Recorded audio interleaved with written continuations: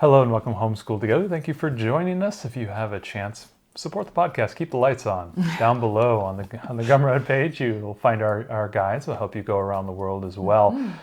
This week, Ariel, we gave up on homeschooling.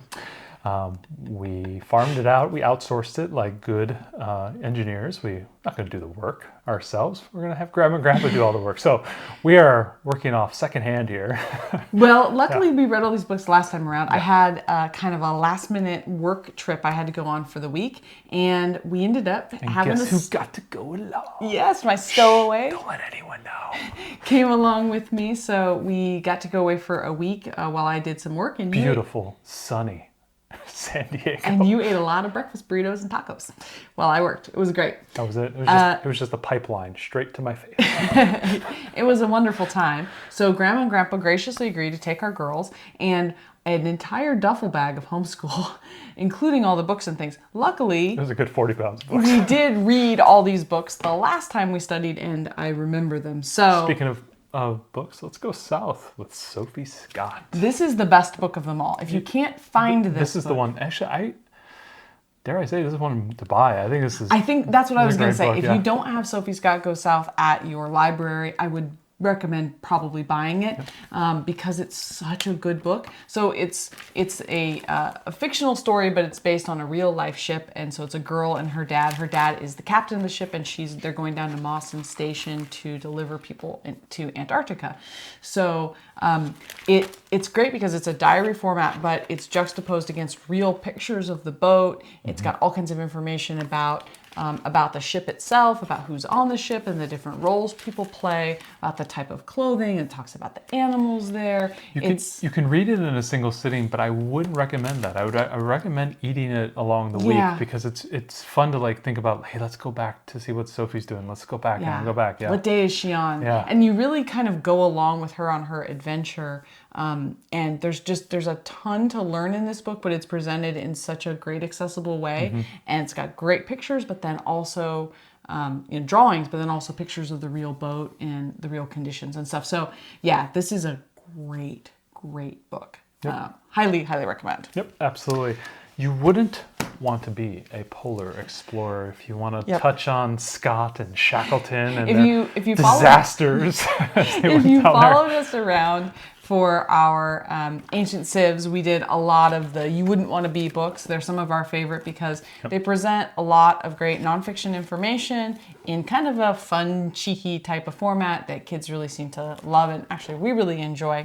The other thing that they do in these books is they really put a spotlight on like the little people. Yeah. So What was the average person's? what was the average person's experience, the lowest person on that, whatever the crew was or whatever, what was their life really like, instead of just what was it like to be Shackleton? It was like, what was it like to be a guy on Shackleton's crew? Or when we read about the Great Wall of China, what was it like to be a laborer that built that kind of thing? A person in Alexander's army and that type of stuff. Right. So I think that that's really cool because so many of the books only focus on like the famous name, whoever the highest ranking person was. This is great. So this is all about what it would be like to be a polar explorer. And I think it could be a great jumping off point if you wanted to watch things about Shackleton and Scott. And I think there's a couple avenues you can take when you're doing Antarctica and even the Arctic as well.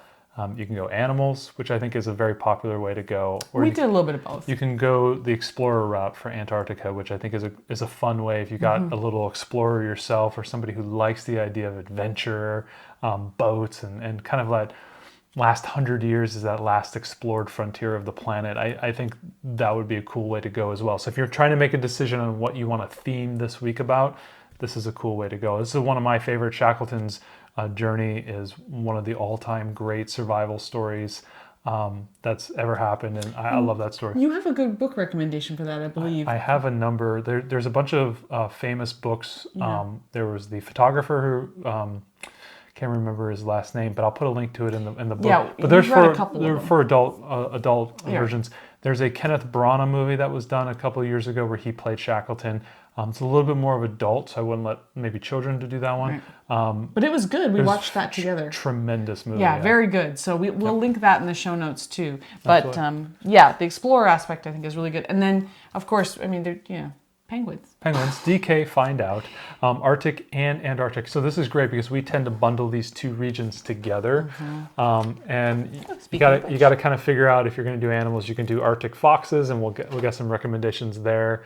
Polar bears is a nice one for the north, and then obviously we have penguins and everything below. Right, and you can do like March of the Penguins. There's 2 March of the Penguins now. There's a regular one, and then there's, I think it's just called March of the Penguins 2. Something. So, which is always good choices. Yep. These DK Find Out books, if you ever see one of these, they're great. They're different than, they're just a shorter version and more accessible for younger kids than a full kind of DK encyclopedia. Still a lot of great stuff in here, and our kids really enjoyed this, according to Grandma and Grandpa. And if you choose to split up the Arctic and kind of go Arctic as being kind of its own separate week, you can absolutely do that because it kind of wraps around a lot of land masses, from Russia to the Nordic countries to Canada, even into Alaska if you're doing an America's thing. There's a lot of countries and areas that touch the Arctic. So if you want to spin that off into your own thing, you can absolutely do that. Yeah, but if you're going to put them together, this is a great book because it'll give you both top and bottom. Right. And of course, the biome of the week is polar deserts. Yep. And so all of these animals and things, it was great to reinforce that biome. You're looking for art. We've got a little book, Polar Origami. Yeah, I think this was cool. This is kind of cool, yeah. It's all polar animals. Yeah, and so they help you get pieces of paper and show you how to fold them, and you can make your own little characters. If you're really, really looking for art ideas and stuff, this was kind of a cool little book. Yeah, this was something Grandma tried to do with the girls. The little one got a little sidetracked, but our older daughter enjoyed making origami animals. Absolutely. None of them seemed to make it home with us from Grandma and Grandpa's house, but we did enjoy it. So. One of the all-time challenge books. Turtles are only on every continent except Antarctica. This is a super cute book. And the little turtle takes up the challenge. He's going to find his way to get to Antarctica and be the first turtle on Antarctica. This is just a straightforward, fun book. I mean, it's very cute. This was our 5-year-old's favorite. So our older daughter really loved Sophie Scott, but I think our little one asked Grandma to read this like 2 or 3 times. Yeah. According to your mom, she said that she just wanted to be read. Like, except Antarctica. The girls would just giggle through it. This kind of has the same engagement as like the Escargot. If you enjoyed that book and if you like that one, obviously a turtle with a beanie cap on is just a chef's kiss. It's awesome. But this is just there's those really fun, playful books. There's so much learning that you can get through this style. I wish more books took this type of cheekiness, and I just think it's a great book. Definitely get this one. It's really good. Frozen Wild: How Animals Survive in the Coldest Places. If you're looking to kind of accent animals as your theme of this region, this would be a good book for you as well. Just beautiful drawings. Just talking about different animals and how they survive and how they interact. This is great for the biome work. No overall story, but they have some nice fold-out pages as well. And you can just kind of pick and choose the animal that you're looking for. This was a great recommendation. Grandma said they liked that one as well. The Arctic Fox's Journey, obviously. So this is the read and find out science series. And we've done a bunch of these books. We have some of them, and they're always really a good mix. It's kind of like a tamer version of like a Magic School Bus or something. There's a bunch of science interlaced throughout it, but it's presented in such a great accessible way that our kids always really enjoy it. And it talks about one of the great land migration stories out there, which is the Arctic fox, and thousands of miles of sea ice travel of the little fox and how his fur changes and all the characters, polar bears and everything that he interacts with, he or she interacts with as they go there. So it's just really cute. There's a really good YouTube, I think a Nat Geo video, and I'll go ahead and put that in the show notes below, that follows a fox, and the GPS location of where it went is just, it's mind-boggling. That's a little reference there. But there are so many, you found so many amazing books for Antarctica and the Arctic in our resource guides. Yeah, the videos. Definitely check those out because there's a bunch of terrific videos. Speaking of books that blend the two regions, obviously Eyewitness Arctic and Antarctica. So again, if you're going to do both areas. These are really good books to help you decide what you want to learn, or to help you engage those different areas and different biomes. Another good eyewitness book, if you want to pull in Explorer, you also could if you wanted to lean into that part of it, and then you could just look at the polar exploration part of it. But, obviously, eyewitness is always good.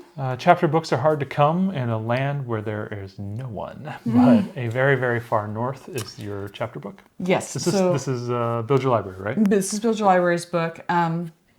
There's this one, and then there's Beyond the Very, Very Far North, I believe is the second one. We haven't read the second one. This is my take on like a modern day Winnie the Pooh. Dwayne, the polar bear. And there's all of these, there's Hanson the muskox, there's all these different animal characters. And it's just a very sweet and wholesome story. I recommend doing voices with it. Voices are kind of the key. About 270, 260 pages. A little bit of a, if you're only going to do 1 week, it's going to be tough to get through the whole week. I think it would be definitely difficult to do. We did about a week and a half because we could pick up a few things when we got home. So it was a little bit more time. But yeah, a week is a little bit tight to get this whole book done. There is an audiobook version of it. We were able to get that from our library. We didn't end up using it this time, but they do have an audiobook version. So you might think about that. I think it would be probably a really good one to, be doing art, coloring, and listening to it, because it's just a really wholesome and kind of soothing story about these animals and the kind of the misadventures that happen to them. Everything is, there's nothing in it Polar Winnie the Pooh. That's a great way to put it. It is Polar Winnie the Pooh. There's nothing in it that's like, no one's in extreme peril. It's just very... Does Dwayne have an interest that's not honey? Is he like... Does he have like... So I didn't read it. Does he like to eat seals? I didn't read it this time. I mean, I read it the last time we did this, and I did all of the voices. And I remember our daughters just really loving all of the different voices of Major Puff and, all the different... Anyway, it's a puffin named Major Puff. You could go real dark. That's kind of how math goes. Nobody got eaten in this. Nobody was eaten. Very wholesome. So lots of movies you could watch. Obviously, right here, we would recommend Scooby-Doo. No. The original Ninja Turtles, which, if you rewatch that is really a bad movie. Really creepy. Really creepy. Yeah. You got Yogi Bear. Obviously, bears are cool, but we went with Happy Feet. And so, obviously, one of the great... Happy Feet, and there's Happy Feet 2 as well. So my all-time favorite is the dad, who's Elvis. Yeah, and that's good. He's singing, and that sun is setting, and it is gone, and the moms are gone. It's just one of the great scenes. Happy Feet is so... Mumble. It's one of those movies you watch where you just don't realize, but you have a smile the whole way through. Yeah, Robin Williams. It's really good. Happy Feet, great one. But sometimes those penguins want to leave and they want to go surfing, so we got Surf's Up as well, if you want to do that. And if you're looking for something in the north, we have Balto, and we're Balto fanatics here. We have all three movies. Walmart used to have the $3 or $4 DVD bin. I raid those things all the time. They don't have it anymore. I don't know what's going on. DVDs are not popular with the kids anymore, but we have all the Balto movies. These are our minivan movies. So these are our minivan movies. When we told the girls that we were going to be studying the Arctic and Antarctica while we were gone, and they were going to do it with Grandma and Grandpa, they were like, oh, we got to go to the minivan. Yeah. They rushed out and they grabbed all the movies. There's also March of the Penguins, great documentary. Morgan Freeman voicing the narrator is really good. There's a good Werner Herzog movie about Antarctica, which she would not stand. As well, I'll put links to those down below if you're looking for those. There's tons of good stuff. We've got and obviously Ariel. Stuff in our we guides. Teased it last week. The Thing. You could watch The Thing. If it's around Halloween, you're studying Antarctica. Why not? Yes, if you're into what is it, 80s? It was 80s, right? Oh, yeah, that was 1980s. John Carpenter, 80s horror. One of the great all-time special effects movies of all time. Story's a little weak. But we ignore that because there's also 8 Below, which is the story. Cuba Gooding Jr. on that one? No, that's Snow Dogs. No, that's Snow Dogs. 8 Below has got Paul Walker in it. The Fast and Furious guy. And it's about dogs that are down in Antarctica at a station. However, some dogs do not make it through that movie. So we purposely were like, let's not watch that this time because it was a little hard for our daughter the last time we watched it. And I know our youngest would not take very kindly to that. No, she would. So that would have been hard for her. So just know 8 Below is a really good movie, but not all of the dogs make it. All right. So Your mileage may vary with that one, but it is a good option. We've given you so many good movie recommendations. You'll find one out there. So we went ahead and did that. So there's a lot of movies with Grandma and Grandpa. And obviously, when we came home, I had to do, Ariel, just look at how good the feeding grounds are in Antarctica. Right? That's a fat penguin. That's a fat penguin. And he can't really march. He kind of waddles. The Yeah. waddling of the penguins. Air clay. Air clay. We made a little penguin. Look at that, guys. That's just... Our daughter was super excited about it, though, when I got home from work that day. She was like, look, Mommy. He definitely choked. Yeah. He got some choke on him. But anyway, we did a little penguin work, and so that was fun. You know, it was kind of fun. Hey, Ariel, this homeschooling thing's awesome. And other people do it. You know, Grandma and Grandpa were really great troopers. They did everything that we asked of them to do. They read all the books. They did the activities. They watched all the movies. It was actually a really great study for them. And I think that it was the first time they actually had to do an entire, like, this is the most homeschooling they've ever had to do for us. And they definitely gained a different perspective about it, and they really appreciated kind of what we're doing. So even Grandma if you knows how hard my job is now. So even if you don't have to go out of town like this, you might consider trying to find an opportunity next time your kids go and stay with the grandparents to give them, because this was kind of like a unit study. It wasn't like, I mean, we did send math and reading with them too, but usually when we send them to the grandparents, that's all we send with them. And this time we kind of had this whole unit study that we had pulled because you were supposed to be home and I was supposed to be home, and then that changed quickly. So maybe send them with a unit study, because I think that your folks actually really loved this week. They had a lot to tell us when we got home about how much fun they had. So might think about that. Something for the grandparents to do with the kids. Ariel, where are we going next? We're going to do Korea. I think we're going to do South Korea. And it's all because a new Korean restaurant opened up in our town, and we're all about experiences. We are going to go, and it's a Korean barbecue with the barbecue and the griddle in the center of the table. I mean, come on. Awesome. What better reason? So we're going to Korea. Lovely people of Korea. You have done boat building stuff with Korea in your previous life, when I was doing naval architecture. I worked with some wonderful Korean guys way back when I was in the tech world. So yeah, it's good. I have we have some soft hearts there for. Yeah, and there's a new documentary coming out on Netflix about the Korean free divers. So there's going to be some good stuff to do. Absolutely. So yeah, stay tuned. We're heading to South Korea.